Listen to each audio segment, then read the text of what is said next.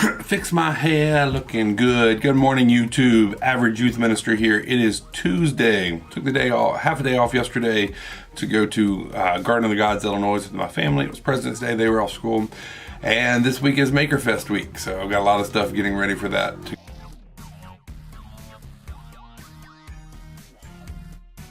So knowing that Maker Fest is on Friday, and then I've got to do work on that for Thursday and on Friday as well, which is when I normally do my Sunday night lessons. What I'm going to do tonight is Sunday night lesson. I did Wednesday night yesterday, Sunday night tonight. Moving forward, we'll do the rest. Okay, let's roll. That was like a terrible ending. I just fell off and stopped talking. I don't know what's going on. All right, let's get to work.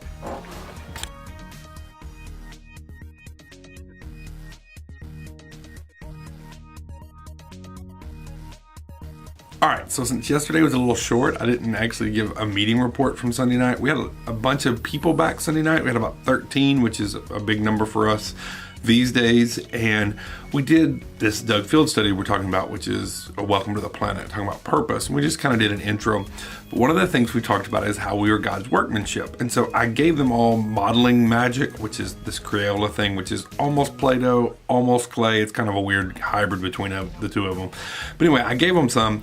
And then I said, hey, I want you to create something. Just whatever you want, make something. And then I said, you can't make a ball and you can't make a snake, but you can make anything else. And to watch these students go from, I can't make anything, there's nothing I can do, I don't want to make, what am I supposed to make, to give them 2 minutes. Now suddenly everybody is making something. Now some of them are better than others. Some of them actually are things that resemble something. Some of them are just stuff that they're saying, look, this is what this is. And no one really knows, but they are all going to make something. And I find myself again and again reminded that students and really adults, anybody, we like to create. We are made to create. And so any opportunity I have to give students a chance in their lesson to create, I want to do it. I thought about that because I'm actually working on this lesson, trying to figure out what I'm going to do to try to get them to create this week. So that's what we're going to do. Oh, and I just had a really cool idea. So I was going to make a pause point there, but I just had a really good idea. I think what I'm going to do, I'm talking about the if you follow the path of your time and your treasures and your thoughts, you will make a throne, and what's on that throne is what you worship. It's kind of a common classic idea. What I think I'm going to do is have them draw a throne, and on the throne or around the throne or build out of the throne out of whatever it is that's for them most, where they spend the most time, where they spend their most money, where they spend their most thoughts, and kind of let them kind of process that as they write and draw. It might work, something really cool. There's about 3 or 4 students I think that would draw something amazing. The rest of them are going to kind of do it like I would do, which is draw a bunch of stick figure looking throne. But I think that's what I'm going to do. Now I got to write that down. All right. It's one of those days where it's just hard to stay focused and get motivated. I am one of those guys that tends to kind of do about a million different things at once and kind of bounce back and forth whenever I get bored. So some days that works for me, some days it doesn't. Today I have been just getting ready for Wednesday night and Sunday night, getting some stuff done. I was looking for Sunday night. You know, my theory is every 10 minutes or so, or about every 3 points, I've got to come up with some kind of activity. So like I said, I was doing the throne activity before, and then I thought it'd be really cool. I got this idea.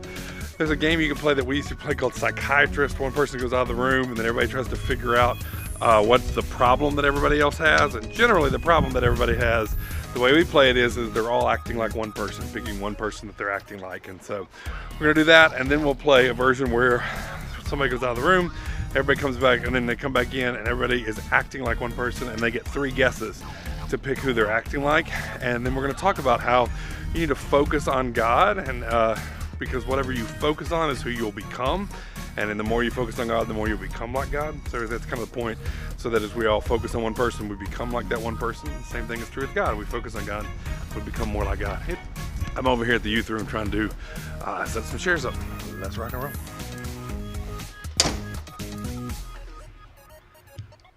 There's my pretty face. All right, beer check for the day. Starting to look good. The year continues.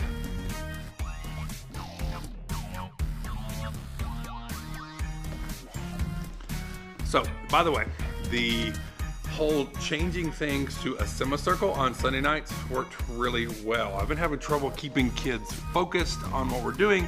I tend to talk to their neighbors a lot. And so but when we were doing our games and had everybody in a semicircle, it tends to kind of help everybody stay focused a little bit better. So I thought I'd give it a shot. We're not really doing games, we're using the screen, but I sat by the screen, ran the computer myself, and kind of helped keep everybody involved, except for the one girl who sat right beside me and texted her boyfriend the whole time. But other than that, everything else worked really well. So we're gonna keep that on Sunday nights, keep Wednesday nights kind of in a rose format just because we sing. And nobody wants to look at each other while they're singing. So that's why we're setting chairs up between the two of them.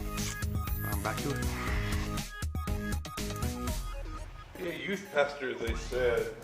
Influence kids' lives, they said. They don't tell you when you sign up to be a youth pastor that like 95% of your job is setting up chairs. Okay, that's probably not true, but sometimes it feels that way.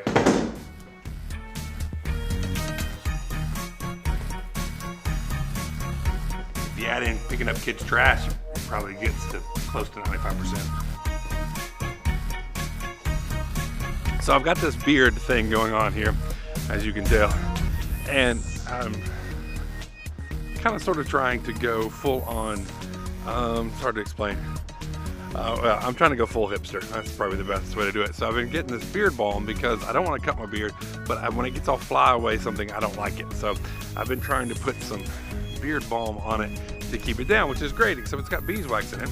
And so when I am messing around with that and kind of playing with beeswax and getting it on my face, it gets on my hands during the course of the day. Again, no big deal.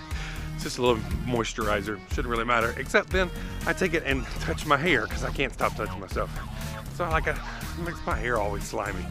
I guess I'm just gonna have to go full on and pomade my hair too. Let's go back to the 50s.